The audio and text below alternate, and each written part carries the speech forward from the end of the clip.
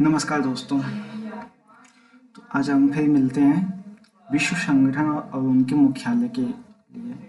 आज इसको हम अच्छे से पढ़ते हैं, बहुत ही उपयोगी रहता है। लगभग हर एग्जाम में यह क्वेश्चन इससे क्वेश्चन आते हैं, तो हम देखते हैं। और काफ़ी ट्रिकी भी रहता है इसको याद करने के लिए। पहला क्वेश्चन है, कौन सा संगठन ऑपरेशन ग्रीन को कार्यान्वित करता है? थिकनेस कम कर देते हैं हम लोग। ऑपरेशन ग्रीन को कार्यान्वित करता है, तो हम देखते हैं ऑपरेशन ग्रीन को कार्यान्वयन मतलब उसका जो एग्जीक्यूटिव है नाफेड है।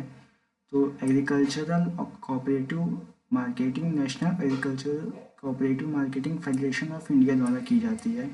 केंद्रीय बजट 2018-19 में इसका किसान उत्पादन संगठन एवं कृषि लॉजिस्टिक्स को बढ़ावा देने के लिए 500 करोड़ रुपए के परिव्यय के ऑपरेशन फ्लड की तर्ज पर ऑपरेशन ग्रीन्स की घोषणा की गई थी। इसमें टमाटर, प्याज, आलू की फसलों आपूर्ति को स्थिर करने के साथ साथ इनकी उपलब्धता सुनिश्चित करने के लक्ष्य निर्धारित किया गया है। इसका उद्देश्य 2022 तक किसानों की आय को दोगुना करना था। तो ये क्वेश्चन लगभग करेंट अफेयर में भी देख सकते हैं, करेंट अफेयर क्वेश्चन हो सकता है, इसको हम इग्नोर करते हैं। आगे देखते हैं, निम्न में से कौन सा देश सार्क का सदस्य नहीं है? मोस्ट इम्पोर्टेंट क्वेश्चन है, यह पूछा जा सकता है। सार्क तो South Asian Association of Regional Cooperation, इसका फुल फॉर्म ऐसा ही, साउथ एशियन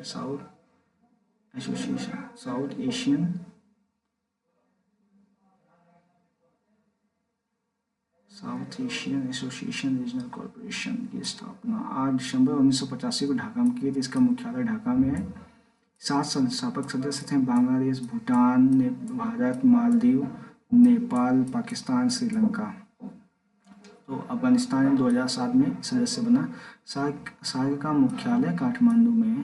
तो 8 सितंबर को ढाका में किया गया था, मतलब जो है इसका वो, इसका मुख्यालय काठमांडू बना है। सार्क का मुख्य उद्देश्य सदस्य देशों में संप्रभुता, क्षेत्रीय अखंडता, स्वतंत्रता, हस्तक्षेप, पारस्परिक लाभ के सिद्धांतों का सम्मान करना। नेक्स्ट क्वेश्चन देखते हैं, सार्क वाला क्वेश्चन अच्छा था। ब्रिक्स का मुख्यालय कहाँ है? तो ब्रिक्स का मुख्यालय शंघाई में है।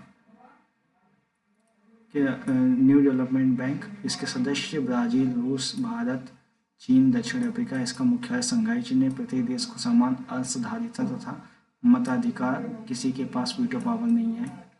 तो इसका जो न्यू डेवलपमेंट बैंक, इसका तो एक वो है, इसी के अंदर पाया जाता है। इसका अगर पूछाता है कि न्यू डेवलपमेंट बैंक का मुख्यालय कहाँ है, तो वो बीजिंग में बताएंगे।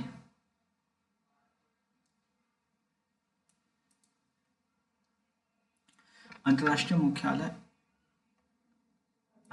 न्यायालय का मुख्यालय कहाँ है? अंतर्राष्ट्रीय न्यायालय का मुख्यालय द हेग में है।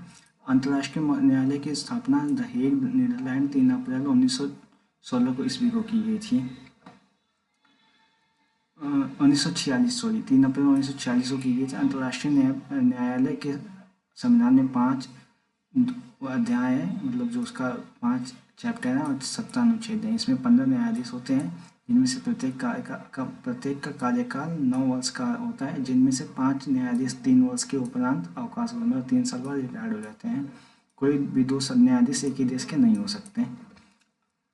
आपको बताना कि हमारे देश से पहले न्यायाधीश कौन थे इसमें। अंतर्राष्ट्रीय परमाणु ऊर्जा एजेंसी का मुख्यालय कहाँ है? अंतर्राष्ट्रीय परमाणु न्यूक्लियर एनर्जी का मुख्यालय कहाँ है? तो हम देखते हैं इसका मुख्यालय कहाँ दिया है। अंतर्राष्ट्रीय परमाणु ऊर्जा एजेंसी का मुख्यालय वियना, ऑस्ट्रिया वियना में है। इसका स्थापना 29 जुलाई 1957 को किया गया था। इसका कार्य परमाणु ऊर्जा का शांतिपूर्वक प्रयोग स्थापित करना है। इसके सदस्य देशों की संख्या 167 है।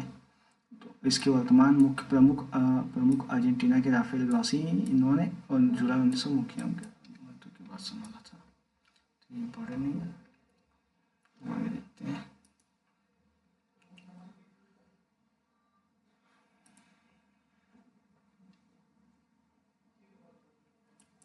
संयुक्त राष्ट्र का मुख्यालय, ये यूएन का मुख्यालय कहाँ है? यूएन का मुख्यालय न्यूयॉर्क।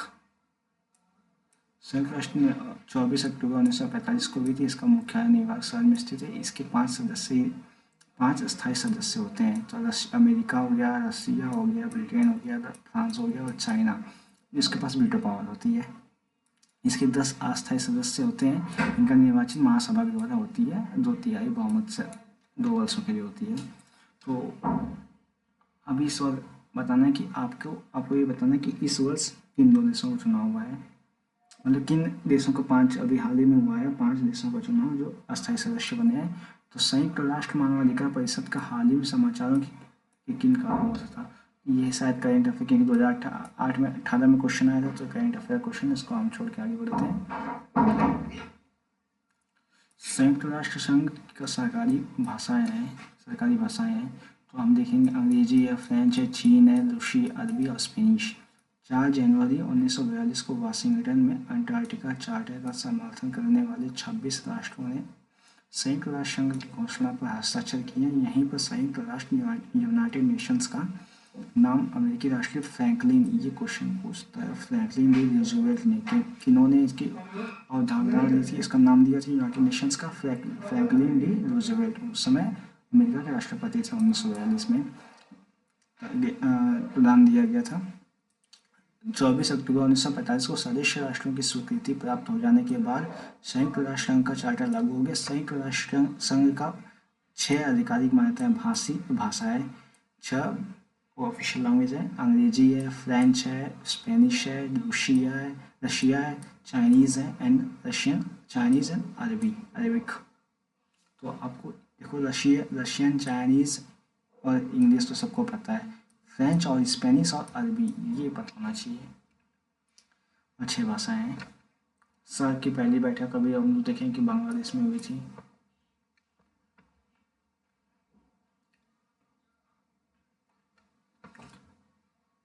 सार्क की प्रथम बैठक ढाका में हुई थी। सार्क का सुझाव सर्वप्रथम बांग्लादेश के पूर्व राष्ट्रपति जियाउर रहमान ने 1977 में दिया था। सार्क की स्थापना 8 दिसंबर 1985 को 7 देशों के साथ हुई थी। बांग्लादेश, भूटान, मालदीव, भारत, पाकिस्तान, नेपाल, श्रीलंका। इसमें हम लोग को ये क्वेश्चन इम्पोर्टेंट हो जाता है, पूछते भी हैं कि मालदीव म्यांमार है कि नहीं, तो म्यांमार इसमें नहीं है, उसकी जगह मालदीव है। इस चीज़ को नोटिस कर लीजिएगा, मालदीव है, म्यांमार नहीं है। आगे देखते हैं। तो नेक्स्ट टॉपिक है हमारे भारतीय पर्यटन स्थल विश्व और विरासत स्थल। प्रसिद्ध विरूपाक्ष मंदिर कहाँ स्थित है? प्रसिद्ध विरूपाक्ष मंदिर कर्नाटक राज्य में हम्पी में तुंगभद्रा नदी के किनारे स्थित है। इसे यूनेस्को की विश्व धरोहर सूची में शामिल किया गया है। यह प्राचीन मंदिर भगवान शिव के भगवान शिव जी के रूपों में से एक है, जिसका नाम विरूपाक्ष को समर्पित है। यह मंदिर विक्रमादित्य द्वितीय की रानी लोकमहा द्वारा बनवाया गया था। मंदिर द्रविड़ शैली में बनी है, तो लोकमहा ये इम्पोर्टेंट है, और विक्रमादित्य की पत्नी ने बनवाया था। नेक्स्ट क्वेश्चन, अकबर द्वारा बनवाया गया प्रसिद्ध ऐतिहासिक स्मारक बुलंद दरवाजा उत्तर प्रदेश के किस जिले में है? तो मोस्ट इम्पोर्टेंट है, सबको पता है, आगरा में है। अकबर द्वारा बनवाया गया ऐतिहासिक स्मारक बुलंद दरवाजा उत्तर प्रदेश के आगरा जिले में फतेहपुर सीकरी में है। इस प्रसिद्ध स्मारक का 1575 में अकबर ने गुजरात विजय के बाद, ये इम्पोर्टेंट है, 1975 में जब उन्होंने जीता था, गुजरात विजय किया था, उसके याद में बनवाया था। ये हिंदू और फारसी स्थापत्य कला अद्भुत उदाहरण है, और दुनिया का सबसे बड़ा प्रवेश द्वार है, ये भी देख सकते हैं। निम्न में से किस स्थान पर अजंता एलोरा की गुफाएं हैं? ये तो इम्पोर्टेंट है, क्योंकि शायद 2018 या 2017 के पीसीएस में भी पूछा था। अजंता एलोरा की गुफाओं का निर्माण राष्ट्रकूट वंश के शासकों द्वारा निर्मित बताया गया, जबकि अजंता गुफा का निर्माण वाकाटक शासकों द्वारा करवाया गया था। जहाँ अजंता की गुफाएं बौद्ध धर्म से संबंधित हैं, वहीं एलोरा हिंदू, बौद्ध एवं जैन धर्म से संबंधित हैं। तो हम देख सकते हैं अजंता की गुफाएं बौद्ध धर्म से संबंधित है, और एलोरा की गुफाएं अजंता में बौद्ध है।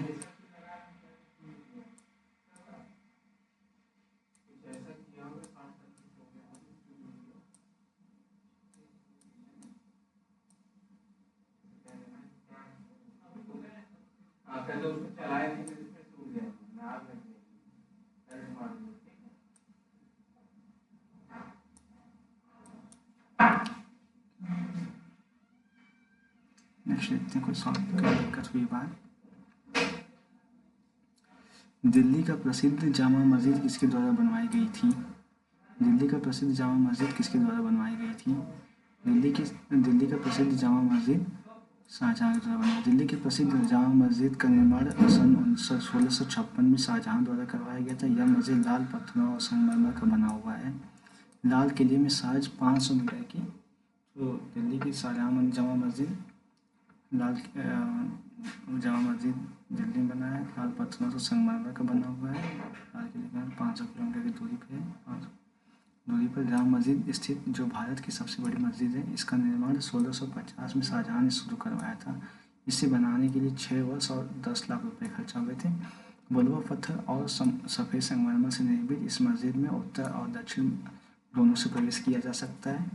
पूरी द्वार केवल शुक्रवार को ही खुलता है। इसके बारे में कहा जाता है कि सुल्तान इसी द्वार का प्रयोग करते थे। विश्व प्रसिद्ध खजुराहो मूर्तिकला स्थित है। विश्व प्रसिद्ध खजुराहो मूर्तिकला मध्य प्रदेश के छतरपुर जिले में स्थित है। खजुराहो हिंदू एवं जैन धर्म के स्मारकों का समूह है। चंदेल वंश के राजा ने करवाया था। यह सबसे प्रसिद्ध मंदिर विश्वनाथ मंदिर, सूर्य मंदिर है, पार्वती मंदिर है, कनरिया महादेव मंदिर है। कनरिया तो बहुत ही पुष्ट है। लक्ष्मण मान मंदिर, 64 योगिनी मंदिर है आदि।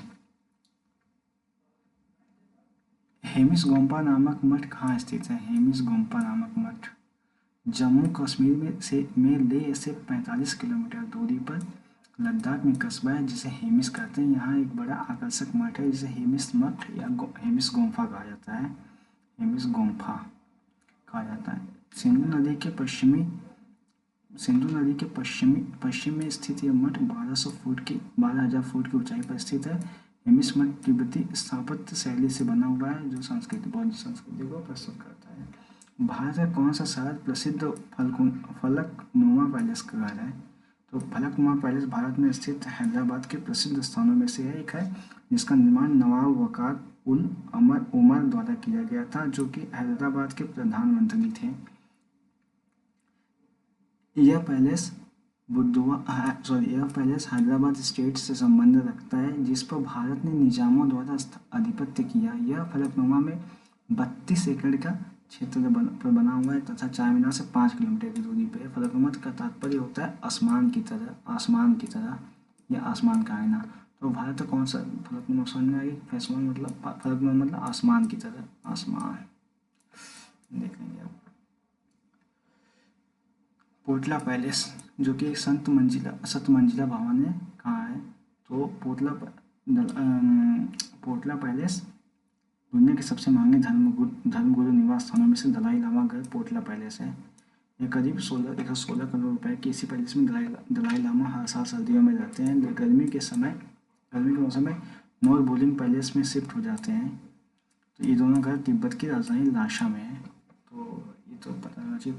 पोटला पैलेस दलाई लामा जी के लिए यूज होता है, वो रहते हैं उसमें 7 मंजिला में 7 मंजिल। अलाई दरवाज़ा किस विश्व विरासत स्थल में से है? तो अलाई दरवाज़ा कुतुब मीनार सबको पता है, कुतुबुद्दीन ने बनवाया था कुतुब मीनार। इसका निर्माण अलाउद्दीन खिलजी ने करवाया अलाई दरवाज़ा का। 2.5 दिन का झोपड़ा कुतुबुद्दीन ने करवाया है। कुतुब मीनार परिसर में कुव्वत उल इस्लाम मस्जिद और इल्तुतमिश का मकबरा भी स्थित है। ये चीज़ इम्पोर्टेंट है। सन 1905 की बात है। भारत देश का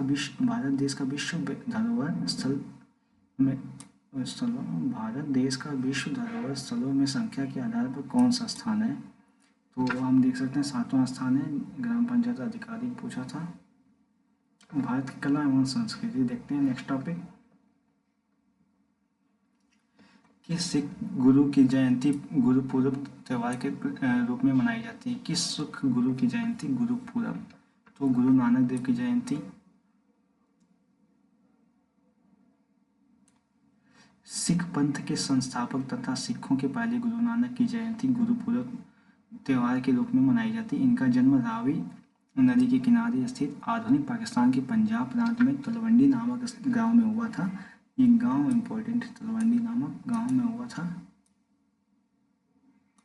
गुरु नानक देव जी अच्छे सूफी कवि थे। हिंदी साहित्य में नानक जी भक्तिकाल के अंतर्गत आते हैं।